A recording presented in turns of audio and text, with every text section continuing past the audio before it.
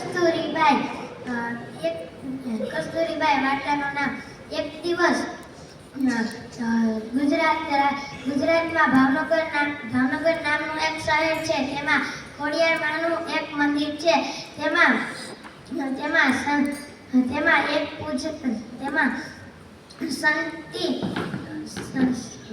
સંતી પાઠની પૂર્ણાહુતિ દ્વારા તેમાં એક બકરાનું બલિદાન દેવામાં આવ્યું. આવવાની તૈયારી કરવામાં આવી હતી. દર્શન જોવા આવેલી એક મહિલા જેનું નામ કસ્તુરબાઈ હતું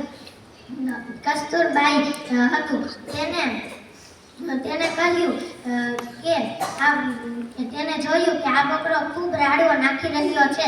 તેની રાડો સાંભળી તેનું આંતરડું રડી પડ્યું. તે જલ્દી આવીને મૂર્તિ સામે ઊભી રહી ગઈ અને કહ્યું કે આ બકરાની બલિ શું કામ દો છો?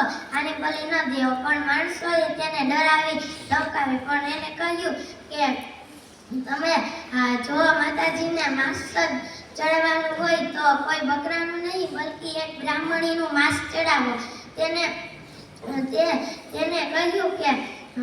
કહ્યું કે હું અહીંથી જઈશ નહીં. તમે આ બકરાને મારશો નહીં. માણસોએ તેને ધમકાવી ડરાવી પણ તે માની નહીં. તેને કહ્યું કે જો તમારે બકરાને ના જવા દેવો હોય તો હું પણ નહીં જાઉં. હું પણ જઈશ નહીં. હાર માનીને માણસોએ હાર માની લીધી અને કહ્યું કે હા, હવે અમે બકરાની બલિ નહીં દઈએ. આ વાત મહારાજ પાસે પહોંચી. મહારાજે કહ્યું કે આ વાત તેની સાચી છે. તે આ છોકરી પર પ્રસન્ન થઈ ગયા અને હવેથી આ રાજ્યમાં કે આ શહેરમાં કોઈ પણ બકરાની બલિ દેવામાં નહીં આવે એવી તેને ઘોષણા કરી.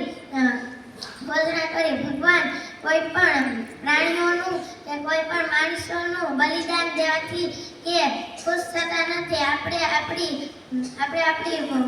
ખરાબ ટેવોનું બલિદાન દેવાથી ભગવાન ખુશ થાય છે. આપણે આપણી ખરાબ ટેવો ભૂલી અને સારી ટેવો મનમાં અપનાવી જોઈએ.